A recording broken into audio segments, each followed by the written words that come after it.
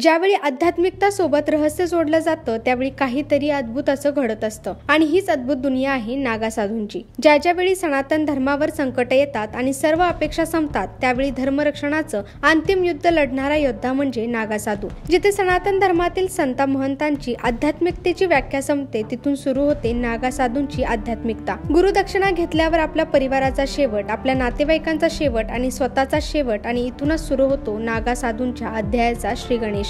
होय, जिवंतपणी स्वतःचं पिंडदान आणि त्यासोबतच मागच्या 14 पिढ्यांचं पिंडदान करून दुनियातील मागचा पुढचा सगळा हिशोब चुकता केला जातो आणि मग इथूनच सुरू होतो नागा साधूंचा प्रवास। पिंडदान झाल्यावर संगम स्नान करून पहिली भिक्षा ही स्वतःच्याच घरून आपली ओळख न दाखवता मागितली जाते। त्यानंतर तब्बल 12 वर्षांची तपश्चर्या पूर्ण केली जाते। ह्यामध्ये आध्यात्मिकतेसोबत कलरी विद्या अर्थात शस्त्रविद्या सुद्धा येते। त्यानंतरच नागा ही पदवी गुरूंकडून दिली जाते। त्यानंतर ध्येय आणि उद्दिष्ट एकच, ते म्हणजे धर्मरक्षण। नागा साधूंमध्ये 2 प्रकार येतात, एक म्हणजे दिगंबर नागा साधू आणि दुसरा श्री दिगंबर नागा साधू। आदि गुरु शंकराचार्यांनी सनातन धर्माच्या रक्षणाचा भव्य दृष्टिकोन डोळ्यासमोर ठेवून 4 मठांची स्थापना केली। धर्मरक्षणासाठी फक्त शास्त्र उपयोगी नसून त्यासोबत वेळ पडली तर शस्त्र सुद्धा उपयोगी आहे हे जाणून शंकराचार्यांनी आखाडा परंपरा सुरू केली आणि ह्यातूनच धर्मरक्षणासाठी स्वतःचं आयुष्य समर्पित केलेले संन्यासी प्रशिक्षण घेऊन बाहेर पडू लागले। ह्याच आखाड्यातून धर्मरक्षणाचं प्रशिक्षण घेऊन बाहेर पडणारे सनातन धर्मरक्षक योद्धे म्हणजे नागा साधू। इतिहासाची पानं पलटल्यावर लक्षात येते 18व्या शताब्दीमध्ये ज्यावेळी अफगाण लुटेरी अहमद शाह अब्दाली ज्यावेळी हिंदुस्थानाच्या भूमीवर चालून आला होता त्यावेळी त्याने गोकुळ आणि वृंदावन सारख्या आध्यात्मिक नगरांमध्ये थैमान माजवले होते।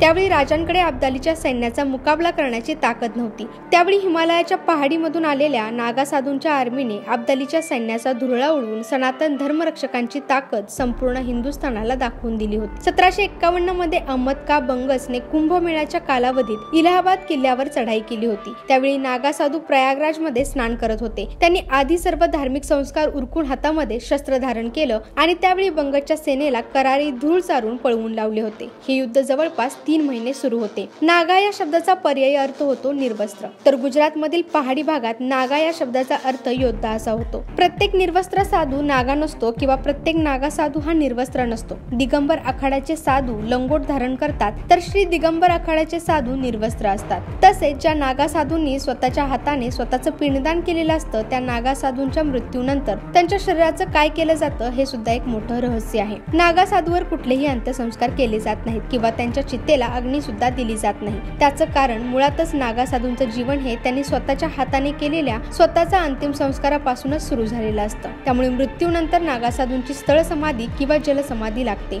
नागा साधू हे फक्त ज्यावेळी कुंभमेळा सुरू होतो त्याच वेळी दिसतात, पण ते कुंभाच्या अगोदर आणि कुंभमेळ्यानंतर कुठे अदृश्य होतात ते सुद्धा एक मोठं रहस्य आहे। कुंभकाळाला शास्त्रीय आणि आध्यात्मिक दृष्टिकोनातून सर्वश्रेष्ठ काळ मानलं जातं। यावेळी ग्रहांची स्थिती सर्वोत्तम असते आणि ह्याच वेळी हिमालयाच्या जंगलातून आणि गुफांमधून नागा साधू स्नान करण्यासाठी कुंभावर दाखल होतात। कुंभमेळ्यात त्यांचा मान सर्वश्रेष्ठ असतो। त्यांचे स्नान झाल्याशिवाय इतर लोक कुंभात स्नानासाठी उतरत नाहीत। कुंभ स्नान झाल्यावर नागा साधू पवित्र भभूत संपूर्ण शरीरावर लावून काही जण एकांतवासात जंगलात निघून जातात, तर काही जण हिमालयाच्या पहाडीमध्ये, तर काही जण गुफांमध्ये आणि आपल्या आखाड्यातील आश्रमात निघून जातात। एकांतवास हेच नागा साधूंचे निवासस्थान। ह्यापेक्षा सुद्धा नागा साधूंचं अद्भुत अविश्वसनीय रहस्य म्हणजे ज्यावेळी कुंभमेळ्याच्या वेळी नागा साधूंचा ताफा कुंभावर दाखल होतो त्यावेळी स्नान करण्यासाठी कुंभात जाताना मोजलेत तर 100 साधू असतील, तर कुंभातून परत फक्त 50 ते 60 नागा साधू बाहेर येतात। एवढी ही अद्भुत शक्ती आहे। विश्वास बसत नसेल तर ज्यावेळी कुंभमेळा सुरू होतो त्यावेळी तिथे जाऊन स्वतः प्रत्यक्षात बघा।